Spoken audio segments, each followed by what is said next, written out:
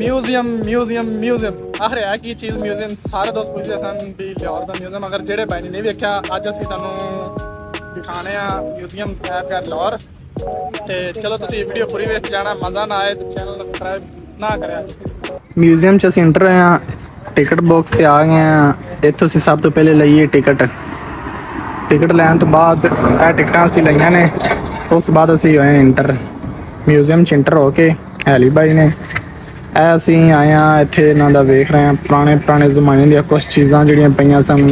ਬੁੱਤ, ਉਹਨਾਂ ਦੇ ਗੱਲੇ, ਖਜ਼ਾਨੇ, ਜਿਵੇਂ ਦਾ ਮਤਲਬ ਕਿ ਚੀਜ਼ਾਂ ਪੁਰਾਣੇ ਦੌਰ 'ਚ ਜੋ ਕਰਦੇ ਸਨ ਉਹ ਉਹਨਾਂ ਨੇ ਮਿਊਜ਼ੀਅਮ 'ਚ ਰੱਖੀ ਹੋਈ ਹੈ। ਇਹ ਕੋਈ ਉਹਨਾਂ ਦਾ ਕੋਈ ਮੰਦਿਰ ਬਣਿਆ ਹੋਇਆ ਜਿੱਥੇ ਇਹਨਾਂ ਦੇ ਵੱਡਕੇ ਬਹਿ ਕੇ ਤੇ ਪੂਜਾ ਵਗੈਰਾ ਕਰਦੇ ਸਨ। ਇਹ ਉਹਨਾਂ ਦੇ ਬੁੱਤ ਨੇ ਇੰਡੀਆ ਦੇ ਜਿੱਥੇ ਉਹ ਬਹਿ ਕੇ ਪੂਜਾ ਵਗੈਰਾ ਕਰਦੇ ਸਨ। ਇਹ ਕੁਛ ਉਹਨਾਂ ਦੀਆਂ ਪੁਰਾਣੀਆਂ ਚੀਜ਼ਾਂ, ਇਹ ਬੁੱਤ, ਘੋੜੇ, ਇਹ ਸੋਨੇ ਦੀਆਂ ਚੀਜ਼ਾਂ ਪਈਆਂ ਨੇ, ਜੱਗ, ਡੱਬਾ, ਕੰਗਣ ਹੋ ਗਿਆ। ਇਹ ਕੁਛ ਉਹਨਾਂ ਦੀਆਂ ਪੁਰਾਣੀਆਂ ਚੀਜ਼ਾਂ ਜਿਹੜੀਆਂ ਉਹਨਾਂ ਨੇ ਮਿਊਜ਼ੀਅਮ ਦੇ ਵਿੱਚ ਸ਼ੀਸ਼ੇ ਦੇ ਵਿੱਚ ਬੰਦ ਕਰਕੇ ਰੱਖੀਆਂ ਹੋਈਆਂ ਨੇ ਤਾਂ ਕਿ ਆਵਾਮ ਆਵੇ, ਹੱਥ ਨਾ ਲਾਵੇ ਤੇ ਵੇਖ ਕੇ ਤੇ ਅਗਾਂਹ ਟੁਰੇ।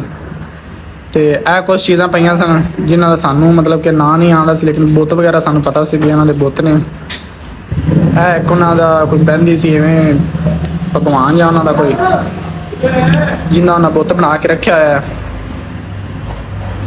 ਜਿਹੜੇ ਬੁੱਤ। ਤੇ ਅਸੀਂ ਇੱਥੇ ਲੱਗੇ ਫਿਰਨੇ ਆ ਤੁਹਾਨੂੰ ਵਿਖਾ ਰਹੇ ਨਾਲੇ ਵੀਡੀਓ। ਤੇ ਬਾਬਰ ਭਾਈ ਸਾਡੇ ਨਾਲ ਸਨ। ਅਸੀਂ ਇੱਥੇ 5 ਮਿੰਟ ਰੈਸਟ ਕੀਤਾ ਹੈ।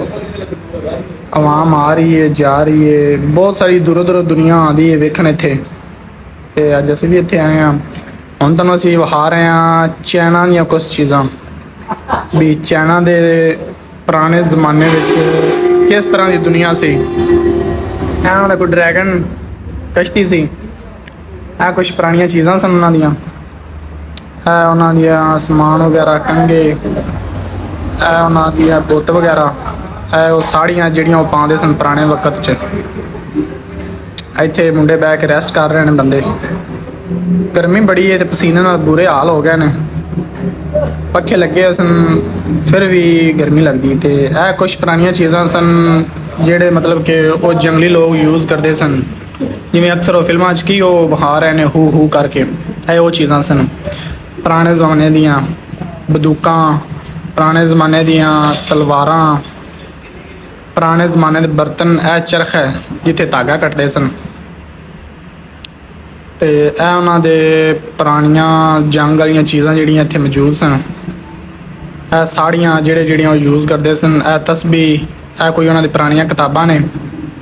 ਆਵਾਮ ਵੇਖ ਰਹੀ ਇੱਥੇ ਖਲੋ ਕੇ। ਇਹ ਕੁਛ ਉਹਨਾਂ ਦਾ ਇੱਕ ਦਰਬਾਰ ਸੀ।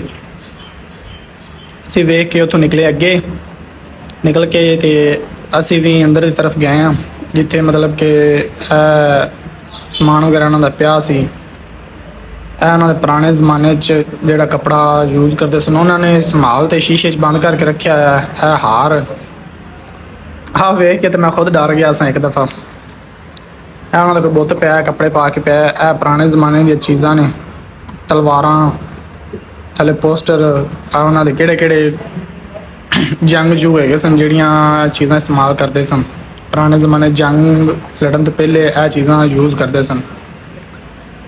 ਇਹ ਤਲਵਾਰਾਂ, ਬੰਦੂਕਾਂ, ਹਥਿਆਰ, ਇਹ ਤੋਪ ਤੇ ਪੁਰਾਣੀਆਂ ਚੀਜ਼ਾਂ ਮਤਲਬ ਕਿ ਜਿਹੜੇ ਪੁਰਾਣੇ ਜ਼ਮਾਨੇ 'ਚ ਹੁੰਦੀਆਂ ਸਨ ਉਹਨਾਂ ਨੇ ਇਹਦੇ 'ਚ ਸੰਭਾਲ ਕੇ ਰੱਖੀਆਂ ਨੇ ਮਿਊਜ਼ੀਅਮ 'ਚ ਤਾਂ ਕਿ ਆਵਾਮ ਆਵੇ ਵੇਖੇ ਵੀ ਪੁਰਾਣੇ ਜ਼ਮਾਨੇ 'ਚ ਕਿਸ ਤਰ੍ਹਾਂ ਦੀਆਂ ਚੀਜ਼ਾਂ ਯੂਜ਼ ਕਰਦੇ ਸਨ।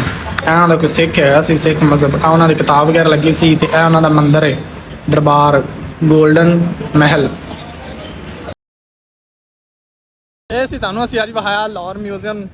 ਸਾਰਾ ਅਸੀਂ ਅੰਦਰੋਂ ਫੁੱਲ ਸੀਨ ਸੀ ਤੇ ਵੇਖ ਲਿਆ ਸੀ ਵੀ ਤੁਹਾਨੂੰ ਵੀ ਵਿਖਾ ਦਿੱਤਾ। ਹੁਣ ਅਸੀਂ ਜਾ ਰਹੇ ਹਾਂ ਵਾਪਸ। ਤੇ ਇਹ ਗੇਟ ਆਵਾਮ ਆ ਰਹੀ ਹੈ, ਜਾ ਰਹੀ ਹੈ।